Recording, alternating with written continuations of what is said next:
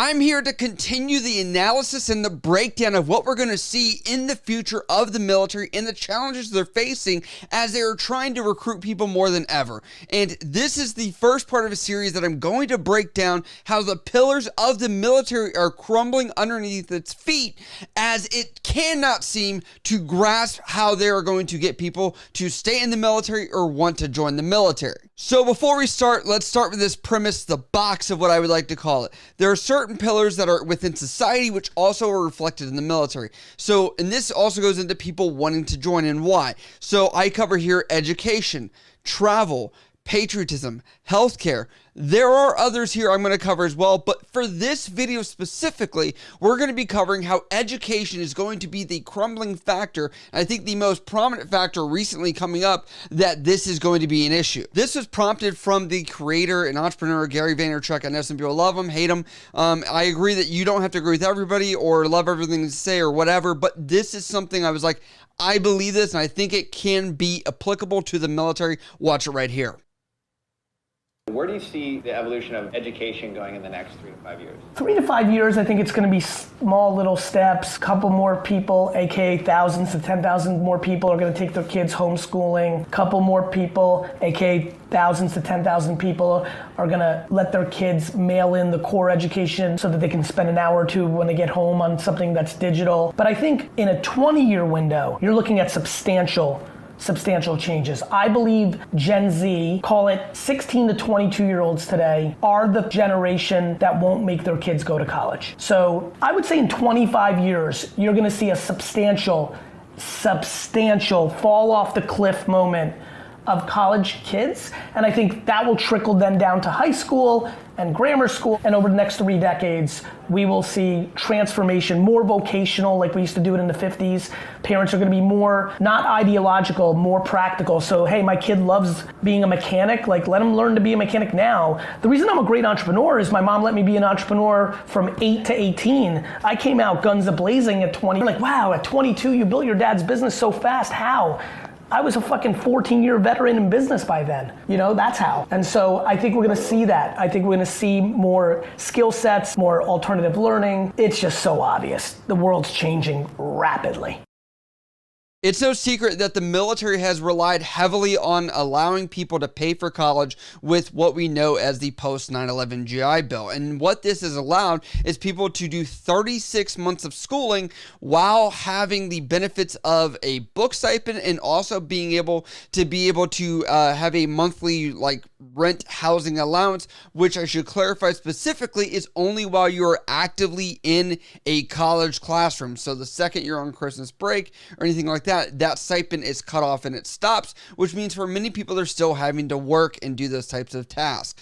Now, let's break down why I think this is an issue for the military and why this selling point of the post 9/11 GI Bill is going to be the fall of, if they cannot pivot, they are going to have a much harder time here in the future. From some of the stats I've seen so far, the average total cost of public colleges were $25,000 in-state and $40,000 out-of-state. The total cost of private was $50,000. They're saying that more than 19.9 million students are projected to attend American college and universities in fall of 2018, as it's a little dated, with around 6.7 million going to two-year institutions. The majority of students pay between $6,000 and $15,000 for public and private schools in the U.S., and New England has the highest tuition costs for both 2- and 4-year public schools, with an average of $5,000 and $12,000 respectively.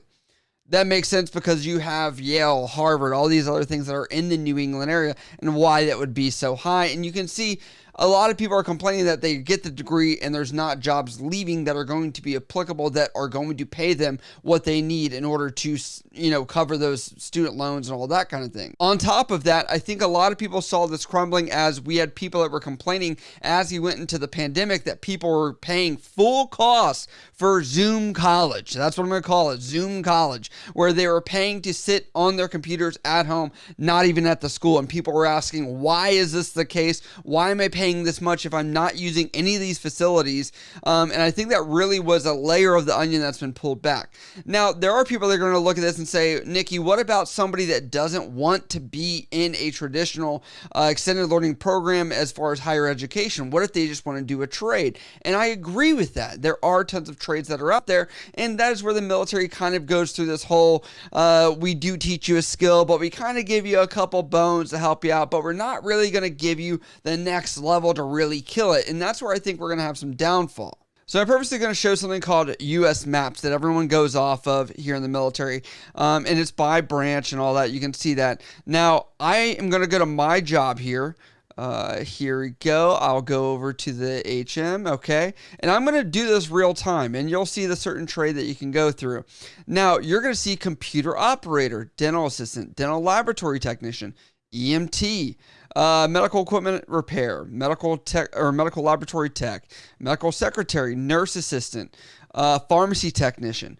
So these are all the ones that I'm able to get, right?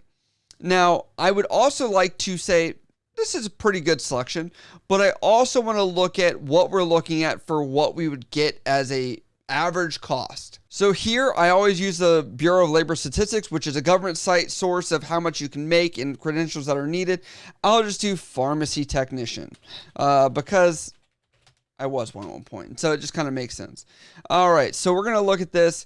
So they're saying the median pay is $36,000 per year, $17 per hour. You just need a college or a high school diploma, and then you need some on-the-job training. You can get your like PTCB, which is something, but let's also consider what we're going up against. So just Googling the basic of what you could get in the US for a annual income, $31,000. $6,000 more is what you could be anticipating, and this is a median income, and I'm curious because this could really reflect differently based on where you live at in the US as well. And so I'm using this as an example to kind of explain, like, yes, I believe on a lot of this, and you could go through some of the other ones I've shown you and talked about. You can Google this US maps and you can look at each thing, and obviously different jobs will have different applicability and different things that they can go into. I understand that. But I'm saying not everyone's going to leave and kill it. And for somebody that could get out, I'm also saying that $36,000 for many people in the military is more than what they're making as far as what they're bringing into their bank account, where they may not want all these benefits or say that they don't really need them. So keeping people in is going to be tougher unless they can make that dollar amount make more sense or allow people to move up. And this is where I look at the military, because as you guys have known, people have complained at the social and cultural aspects of the military that people are having issue with wanting to stay in. And I look at it and I say the military has now become a corporation. There's a lot of things where they have pivoted to act like a corporation. And in my opinion, I believe that this is now where they're finally going to have to actually end up walking like a corporation if they want to. And this means more upward mobility, not just giving these entry level to the $36,000, $40,000 a year positions. This means getting people as they're going through the military to say, oh, you are now going to be able to earn $50,000, $60,000, $70,000, $80,000, and it be parallel as you move up. And I don't see that being as rigid as it maybe should be as far as credentialing goes, but I think that's what they're going to need to do if they want to branch this across and make sure people stay in, especially as retirement has fallen off as well, and we don't have the same retirement we used to. So this brings me to the end of the video as far as the military needs a wake-up call. This is my first episode of this series. I'd love to know what you guys think. You know, what is the future wake-up call? What do you think about these thoughts of the education pillar I'm talking about specifically here? And I'd love to know what you guys think. Let me know down in the comments below. If you guys do have questions about this or anything else, or you want other video topics to be made, please hit me up over on Instagram, Snapchat, Twitter, TikTok, or down in the comments below. Love you guys. See you next time.